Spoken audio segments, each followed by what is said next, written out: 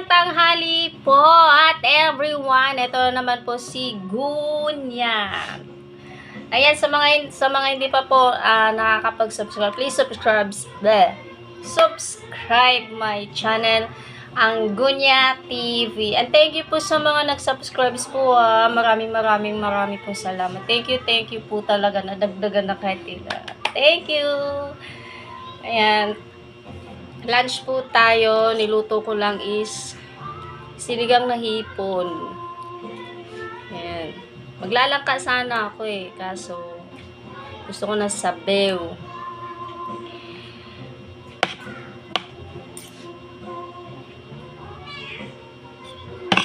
Kain po tayo.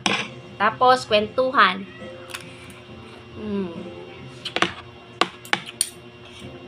Sarap pag sariling luto. Panggabi na naman ako. Ewan ko makakatulog ako ngayon kasi maingay yung paligid.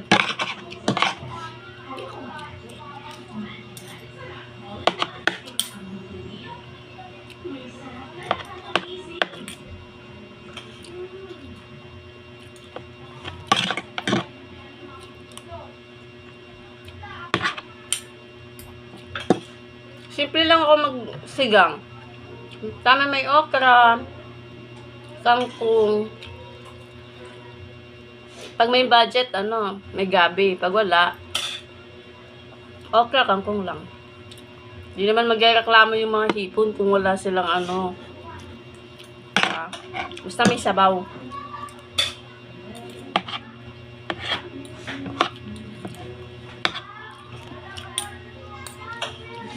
Alam nyo guys, share ko lang. Hindi ako believe dun sa naman tong pusang to. Hindi ako believe dun sa mga alam mo yun, ibang parents na nagagalit tayo kapag nagsisinungaling yung mga anak natin. Ayaw natin nagsisinungaling. Ngayon, hindi ko maintindihan bakit yung iba tinuturuan nila ng sinungaling. Sa paano paraan? Ewan ko baka maraming magalit sa akin ito. Sa paano paraan?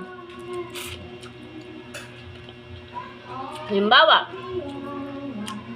may pinagkakautangan ka. Nangako ka ng petsa kung kailan mo babayaran. Dahil nangako ka, hindi ka nag-isip na sa araw na magkakapera ka o wala. Kasi umaasa ka lang na may magbibigay o may mautangan ka. Ganon. Hindi pa punta na ngayon yung maniningil. Pupunta sa'yo, susingilin ka. Imbes harapin mo yung pinagkakautangan mo, yung atraso mo. Yung ginagawa, ang pinapaharap yung anak. Ano ba kinalaman ng anak sa utang mo? Diba? Hindi naman siya hindi naman siya nung utang. Ang masaklap pa nito, kahit nandyan ka sa loob ng bahay, sinasabi mong wala ka. Tuwaan mo, sabihin mo wala ako, sabihin mo di mo alam kailan. Narinig ko po kasi yun sa kapitbahay. Kabisado ko na nga yung mga sinasabi Grabe, ang galing na magsinungaling. Hindi mo bata, but tinuturuan mo na magsinungaling. Tapos magagalit ka pag nagsinungaling yung anak mo sa'yo. Ikaw naman nagtuturo, di ba?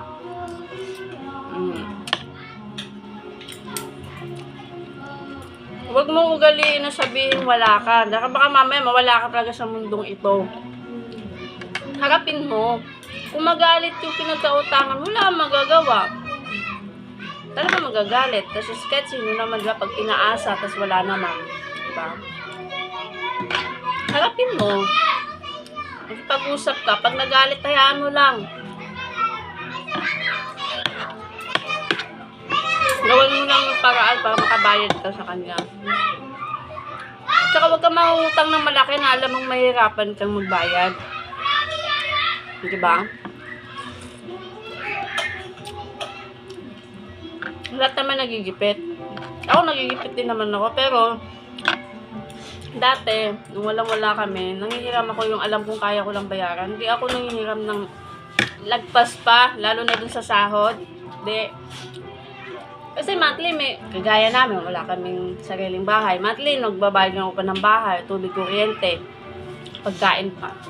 So, pag nagipit ka, tama lang na kung alam sa bahay, kulang ka ng 500 o 1,000. Tama 1,000 lang hiramin, huwag ka na sumobra dun. Kasi pag sumobra, kagipitan mo rin yun kasi may tubo di ba? Hindi lang. Ang sinungaling, kapatid ng magnanakaw. Kung magnanakaw, kadugo ng sinungaling. Kasi pansinin mo, yung mga taong sinungaling, nagsisinungaling din sa pera. Pag nagsinungaling ka sa pera, in short, nagnanakaw ka na. Bakit? Hindi ka nagsabi ng totoo pagdating sa pera yun.